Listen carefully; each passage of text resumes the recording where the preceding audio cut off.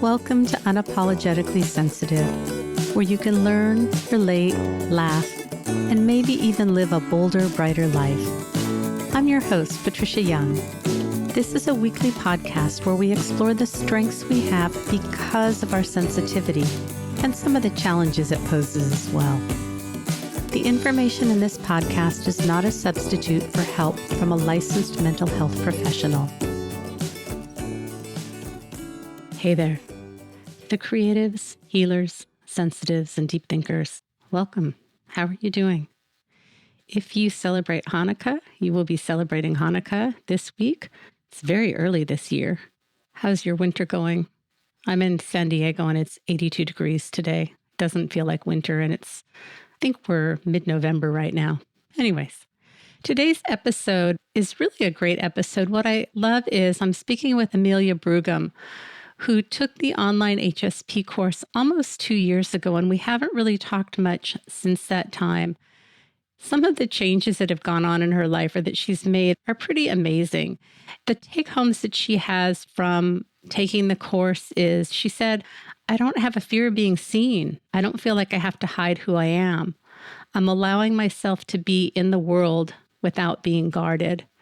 It just feels like it's a very powerful episode. Amelia is a divorce recovery specialist, and she works with intuitives, highly sensitives, and empaths. I think you're going to enjoy this episode. I think we'll just get straight to it. And now, on to the show.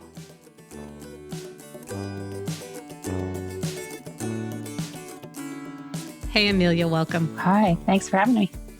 We have not talked to each other in close to 2 years, and we really haven't had a chance to catch up. So let's just start by telling me what's been going on since we've talked. Oh, wow.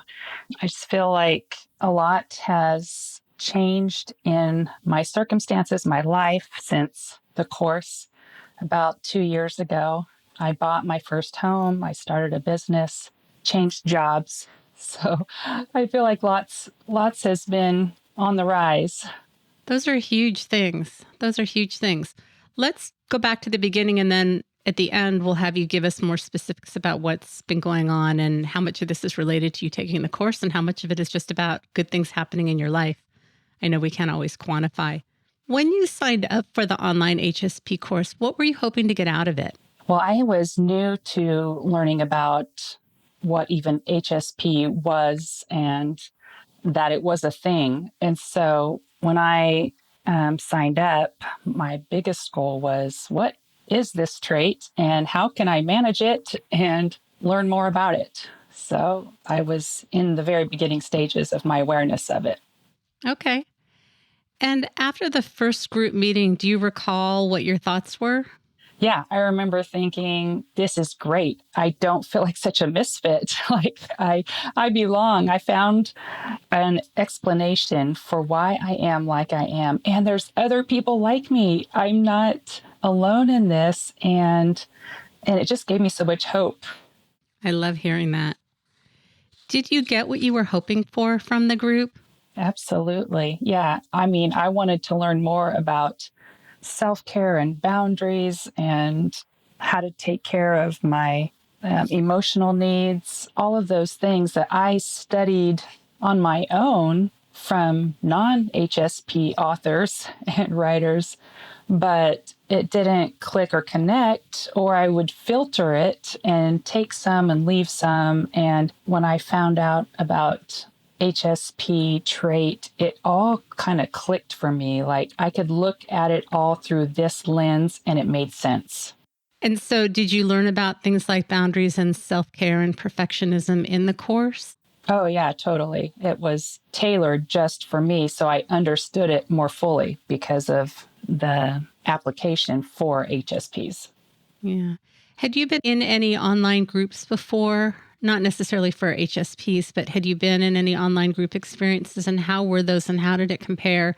And really, I want you to be honest. So this is not all about you just saying things that you think I want to hear. Yeah. I had been in online groups before, like journaling groups or spiritual groups, book studies, that sort of thing. So I really knew going in, this is what I wanted. I wanted to connect with other like-minded people who were on the same journey as me. So I got that from the group. I connected with others, and I just see the value of mentorship. I know from my own experience of mentoring and being mentored that there's such great value in being in an environment where there's people further along the journey than you, or people behind you that what you have to say can help and encourage them. And so in my group, we had 2 other therapists. We had someone else who had been reading and was aware of her trait for years. And it was just a nice blend of people where I knew, oh, these people, I'm going to learn from them. I'm not only going to learn from the course, I'm going to learn from the people that are in my group as well. And how was the actual group experience for you? Did it feel safe? Did you feel like you fit in? Did you feel like you belonged, that you had time to share? Because I know those are things that are problematic, and I've done some groups recently. It was a little bumpy for me, and I find that it's very difficult for me personally to trust when I join a group that I'm not going to be the oddball, the person who's speaking the truth and other people aren't, or that the facilitator is going to be able to honor and respect how I show up in the group. Yeah. Yeah, I do feel like we each got fair amount of time to speak. And you also gave us the freedom to sit back and listen if we didn't feel like we were in a chatty mood that day. One of the hard parts for me was one person dropped out early and another person attended irregularly. And for me, I was like, oh, I really want them here. I really want to interact with them, hear what they have to say. But at the same time, it was really good for me to see how you handled that as a facilitator and said, take care of your needs. This is important to you to take care of, whatever. If you're feeling overwhelmed and need to take a break or miss this week, that's okay. So even though it was hard for me because I wanted, consistency or reliability, I wanted to be able to predict who was going to be there and that sort of thing, it taught me something valuable in the process as I watched you model how to handle unexpected things like that in the group. Yeah. And if you don't want to share, if you don't want to show up, if you want to turn your camera off, if you want to eat during group, it's really about turning inward. I think that we really learn how to read the environment from the outside, often due to trauma, complex PTSD, wounding, that we're very tuned into everybody else and everybody else's needs and feeling afraid of conflict and people telling us we're selfish if we focus on ourselves, and really learning how to tune in. What am I needing? What am I thinking? What am I feeling? And honoring that and knowing that it's a safe place, that no one's going to scold you for putting your own needs first. Yeah, totally. And that was new to me. That was something different that I never experienced in other groups, was this freedom to do the homework if you feel like it. And if you don't. It was more of a push and hustle, like you're only going to get out of it what you put into it mentality in the other groups. And do you have your homework done?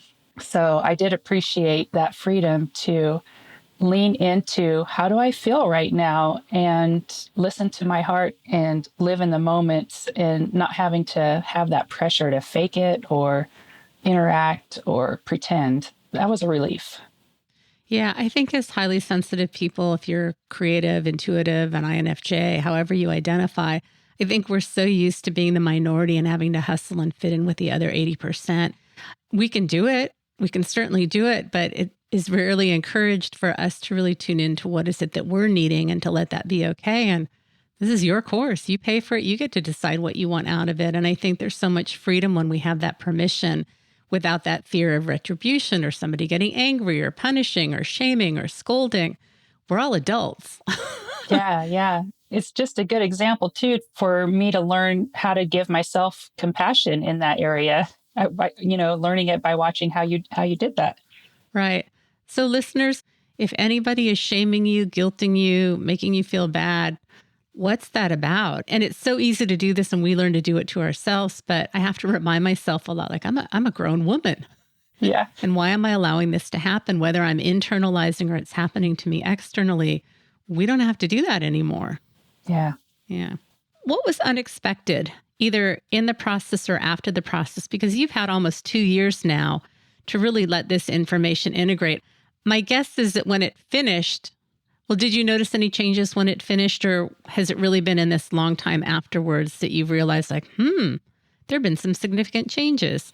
No, right? As soon as the course was over, it was like this hunger in me to learn more. And we just jumped right in. Our group continued meeting, and we did a book study on HSPs in the workplace. And like the lessons just continued for us on how to manage our trait. And I think what was an aspect of that was unexpected that I received from the course was this idea of perfectionism. I always resisted calling myself a perfectionist. It was a shameful image. Like I didn't want to be that person. And once I learned more about it, looked at it through the lens of HSP and realized, oh, this really contributes to why I can be so judgmental. I'm judgmental of myself, and I have really high standards for myself, which is what I offer to other people too. I have high standards on them as well. And so I think after the course, not only was I able to be more gentle with myself, but also with my kids and my coworkers and my friends. I didn't expect them to understand me when I felt like I was being so clear, so articulate, so obvious in my feelings or whatever. And if they didn't get it, I was hurt and offended. And now I looked at that differently, and I approached work and friendships and family differently with more compassion, less judgment. I love that. And I think oftentimes we have such high standards for ourselves, and because of our sense of details and justice and fairness and perfectionism, that we have these really high standards, and we often are living and working with people that are not highly sensitive, and we don't understand how come they don't see those things or remember those things, or those things aren't important, or if we put all this time and energy and care and detail into things, why don't they? And it can be a real source of suffering for HSPs and a real place of disconnect between the HSP and the non-HSP. I know for me, as I've learned to just have self-compassion and to relax, that I can give that to myself and share that with other people. And I can say with my clients over the summer when I broke my wrist, having to reschedule people and feeling bad about it. And I've given my clients a lot of grace when they have things come up. And so to have that come back at me, man, it just felt nice. So when we cultivate these characteristics and then we attract it in our lives and we get it mirrored back and it reciprocates, man, does it feel yummy. You're right. That's a great word to describe it. Yummy. What made this course different than other courses that you had taken? Well, one of the things that was making it different was the practicality of how do I do this? In the little things like the meditations, you gave us, some ideas of how to do it. The boundaries, don't focus on what you want other people to do, focus on what you need for you, yourself. And just the piece about not apologizing, that was probably the first thing I put into effect and started practicing. I didn't realize how many texts and emails I started with, I'm sorry, but, or I'm sorry for bothering you, or I hate to ask, but, and it was just appalling almost and freeing at the same time. When I stopped doing that, just felt that little act right there felt empowering, that I don't have to apologize for asking for my needs or asking for help or saying I need more clarification. This is what I need and I'm going to ask for it, and it's okay to ask for that. So that was helpful, and I feel like it just kind of snowballed from there. It's really empowering when we recognize that we have a right to be here, to take up space, to ask for our wants and needs. I think it's that place of wounding, of trauma, of CPTSD. If you could see me, it's that place of where our shoulders kind of round in and we kind of slink back to that very young childlike place. And that's the, I'm so sorry, I don't mean to bother you. I don't mean to take up time. I don't want to cause conflict, to the image of your shoulders going fully back and your chest expanding, and that the body language says, I have a right to be here. I have a right to take up space. I have a right to have needs and wants. I have a right to ask for what I want. May get hurt, may not get my needs and wants met.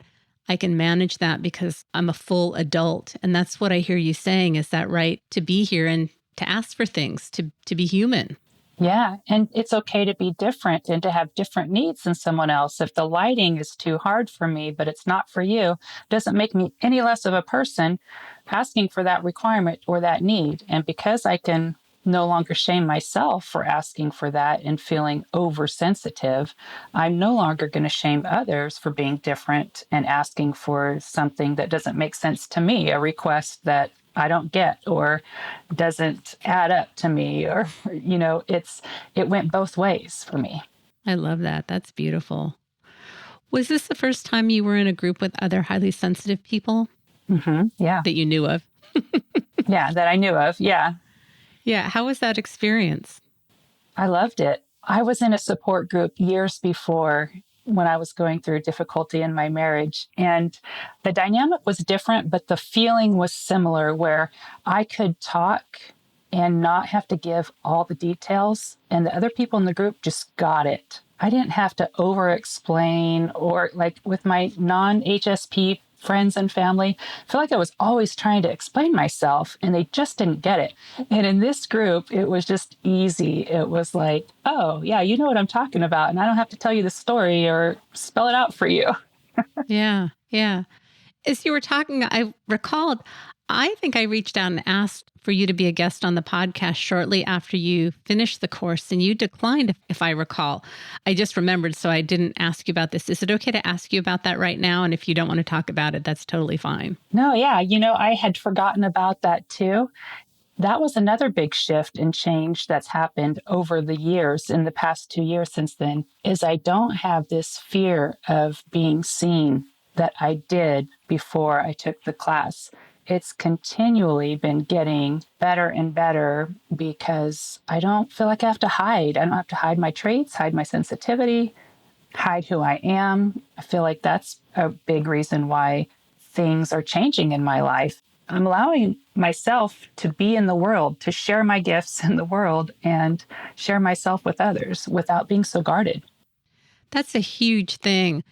There's something about this process of when we move into a new area in our life and we allow ourselves to be seen. It is huge. It is scary. It is vulnerable. It will bring up all of your gremlins. And you declined coming on the podcast. And then you were going to come on right before I took the pause. And I'm like, taking a pause. I don't know if I'm coming back. Don't know if I'm coming back or not. But I think that that's a huge milestone when we move from that place of, I don't want to show up in the world and have criticism or allow people to see me, to here I am, like it or lump it. Right. Did you feel seen, heard, and honored in the group? Yeah, I really did. I think just the forum of it made it easy. Having us check in, how are you feeling today? That was just a good exercise in itself. If that's all we did, that was a good practice to start doing that with other friends and feeling comfortable saying with words how I feel. It really takes you into the moment and gives you and whoever you're talking with an opportunity for authenticity, as opposed to, I'm fine, I'm fine. And I think it's that authenticity is where we really get that sense of connection that so many of us really love, that sense of connection and depth and meaning. Yeah. And sometimes as a person who wants to go deeper and share at not just the small talk level, I have the tendency with my friends to share too much too fast. And so this was a good balance between, we've got this amount of time, this many people. You need to rein it in. Don't just keep talking and talking and talking and share about your whole day and your whole week. It was just a good practice. So it sounds like it helped model some containment for you, a way to show up and share, but to put a little bit of a bookends on it. Yeah, right. Yeah. Anything about the course that surprised you? Surprised me. Nothing's really coming to mind other than, the things that I learned and didn't expect, like the perfectionism piece, not realizing that I was a perfectionist. I think that's probably the awareness in that piece. Yeah. What is a takeaway that you got from the course? One of the biggest takeaways for me was realizing how being in a supported environment changed my outlook. I knew that about myself, but I wasn't able to really step back and look at it and explain, oh, that's the reason why. I knew that what it felt like to be unsupported in a lot of different settings. And I had a few experiences in my life where I was supported, and I remember, oh, that felt really good. I wasn't able to define why or what the difference was between the good and the bad experiences. And once that was explained to me in the course, it's like all the light bulbs went on, like, oh, that's the key. That's how I can have empowerment. I can create belonging and a sense of support. If I don't feel like I have it, I can go out and create it. And that is what I started doing. When I wanted, for example, to buy my house, I hired a financial coach who specifically helped people overcome the fear of buying their first home. And she just walked me through it step by step. That's what I needed. That's what I paid her for, not necessarily for the information, because that was all in her book. I wanted someone to walk me through it and walk the journey and help me along so that I wasn't afraid of doing it by myself. Mm-hmm. Now, when I put that understanding into these other areas of my life, it just makes it so much more fun and enjoyable. And I feel like safe and secure when I have support around me. I think that's true for many of us, that we intellectually know what we need to do, that we're very competent and capable for the most part. The fears that come up, and my guess is because of the wounding, the doubts, the insecurity, the chatter that goes on, the gremlins, it can really paralyze us. And having that support of having somebody be there with us and to be the encourager and the supporter, I was just talking with someone this morning that I'm working on a book and I'm taking a course right now. And in the place that I'm at in the course is so much resistance is coming up for me, procrastination. And our last session was really about it's okay to be stuck and how can we lower the bar so that you're very successful and just do the minimal, because I'm in this place where I haven't done the 3 assignments and I'm very behind. And it's like, so how can we break it down into baby steps? And just having somebody say, it's okay to be where you're at. You're not behind. This will get done. It will work out. I find with the work that I do with many of my clients that is such a big part of what we need. It's just that I don't think we got that soothing from our parents, so we don't know how to give it to ourselves. Yeah, so true. Yeah. And it makes such a big difference. It's huge. We can go into that negative narrative, and I have it sometimes, is how come somebody has to help me? How come I can't do it by myself? And when I can take the judgment away, that support is probably the most loving kind of support that anybody can give me, is just being with me when I'm struggling and helping me walk through things that are difficult. There's something about that is so powerful. And we often think we need to fix things and give people solutions, and just showing up and being empathic and validating someone's experience, so incredibly powerful. Oh, yeah. And it begins with offering it to yourself first. And once you've done that self-care and stop judging yourself for needing support or showing up for you, like I can now tell myself, it's okay if you need this. I want to give this for you. If you're sick, I want to be there for you. And I'm not going to force you to go to work today. It's that self-talk that I learned how to do that now it makes it easier to offer that to others as well. Sure.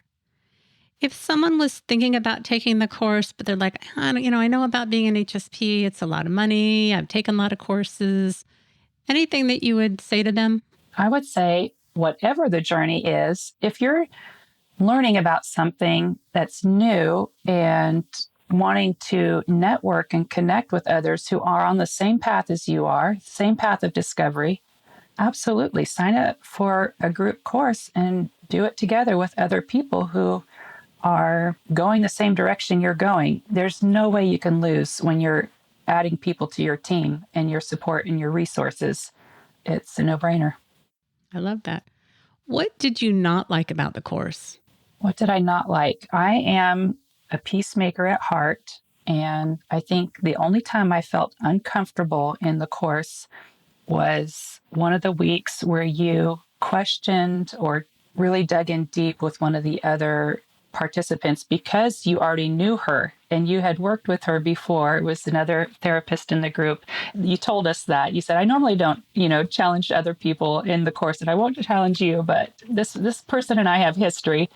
But watching the two of you and listening to see how you handled the conversation that I thought was uncomfortable. I don't think it was necessarily uncomfortable for either of you. But I remember thinking, there's this opportunity for being questioned. How do I feel about that? Am I going to show up? Am I going to continue with this? And it was a quick answer of like, yes, of course, you invested in this and you're going to finish it to the end.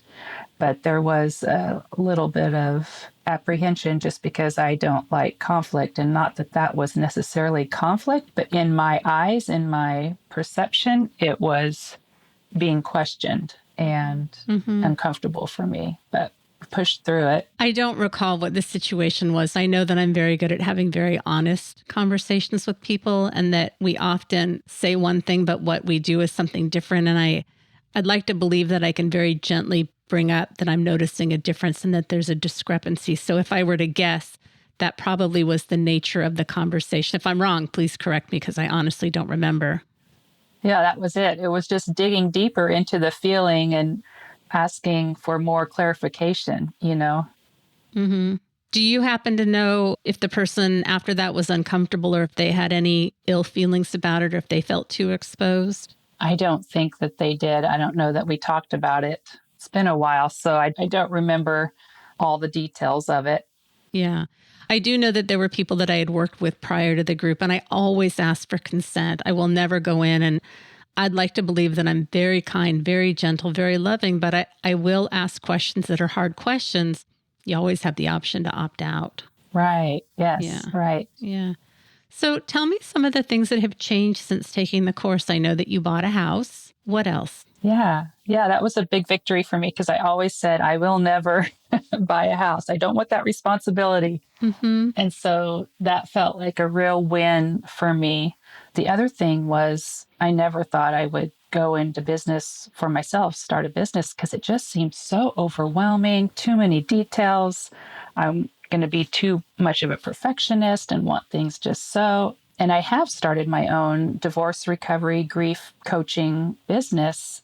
I feel like it's because the ladies in my group, we still meet once a week over Zoom, and we support each other, and they're in business for themselves too. And after realizing, oh, well, yes, I get overwhelmed easily, but now I know how to manage it. And now I have tools.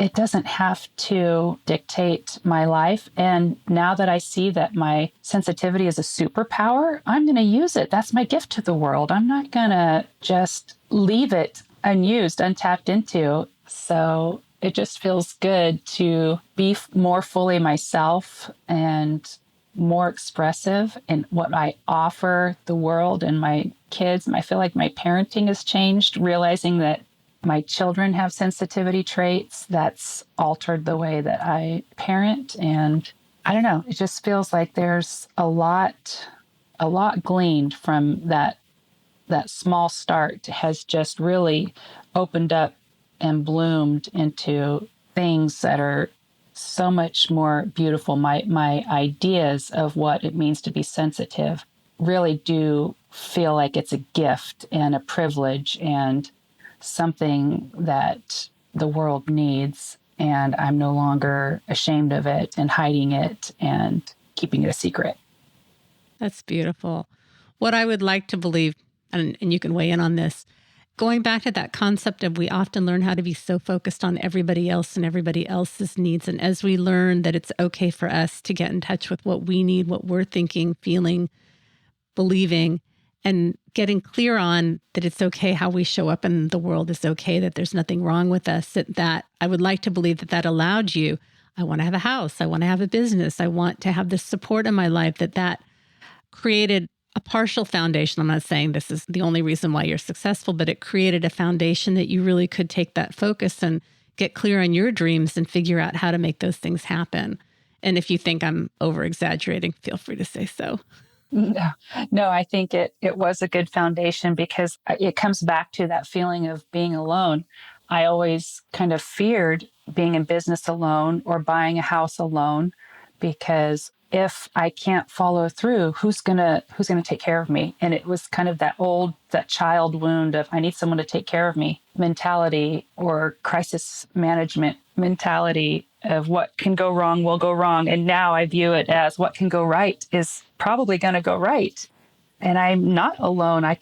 If I'm feeling alone, I can reach out to people and find people. I know what I'm looking for now. I know what is a safe person, a reliable, trustworthy friendship. I can identify those things now, and it took the fear out of it. Yeah, that I don't feel alone and I can do these things because I can create them. I love that. That's so empowering. Mm-hmm. You are an empowered HSP. Yeah. Thank you for your part in it. Oh, you're very welcome.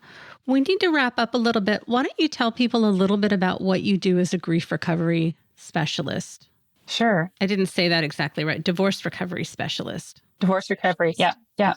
So I just use my life experiences to help other HSPs. I feel like I've narrowed down the niche that I do want to work with other people. I figure if the tools that have helped me can help another HSP, then that's what I have to offer. I have read so many books and taken courses on overcoming divorce and parenting, and now I feel like I have a good handle on what it means to be an HSP as well. So I'm just putting that all together and offering the same things that I wanted when I was going through divorce, which is support and resources, advice, a method to work through the grief and work through some of that forgiveness that needs to happen. So I just kind of put together, I like to customize it, listen to the person's story, customize it and say, I think this is what you need. And we kind of go from there. And I feel like as an HSP, we have this intuition, right? And this knowing that guides us. So I do feel good about hearing someone's story, being able to come up with a plan that I think is going to be helpful for them and support them along their journey. That sounds great. And where can people find you? This will be in the show notes, but if people wanted to go to your website, what's your website? Yeah, it's my first and last name. My name isn't the easiest to spell. I would say go to the link and click it, ameliabreugem.wix.com. Why don't you spell your name out in case somebody... Sure. Yeah. It's Amelia, and the last name's Breugem. Great. And that's .wixsite, WIXSITE.com. And then there's a / divorce recovery. It's a long name. Okay. Got it. Is there anything I didn't ask you about that you want to share about? I think we did a great job covering stuff. Yeah. Well, thank you so much for joining us today. And I'm so excited to hear about the exciting changes in your life. It always just feels nice. And it's almost a gift when there's been more time because you really had this beautiful opportunity to just start creating the life that sounds like you wanted to create. Yeah. And it feels good hearing myself say it too. You know, it's just this gratitude that things can change and they can get better, and they do. Sure. Well, thanks for being here today, Amelia. I appreciate it. Thanks so much for having me. All right. Bye. Bye. Hey again. I'm curious to know what you thought about that. It's always really empowering when people that have taken the Online HSP course reach out to me, and quite a few people keep in touch with me. I loved seeing the changes that people have made over time. It's just empowering. If you're interested in taking the Online HSP course, registration will start December 15th and will go for 2 weeks. The course will start the week of January 11th. I'll have an update on my website, but you can go to unapologeticallysensitive.com and go to the HSP groups page, and there are episodes, lots of videos if you want to know any more information about the course. If you're interested in working with me individually, I think I have 1 or 2 spots open right now. It changes. People come and go with the holidays. It's hard to predict what will happen. You can reach out to me via my website, unapologeticallysensitive.com. I hope you are doing well. I hope the holidays are at least hold some peace and quiet and joy for you. I hope you have a sense of connection, a sense of who you are and what you're needing during this sometimes busy time of year. This is another holiday that is a little different than the ones in the past because of COVID. I'm just wishing you some peace and love. And if you celebrate Hanukkah, happy Hanukkah. Remember, sensitivity is nothing to apologize for. It's our superpower. Have a blessed day.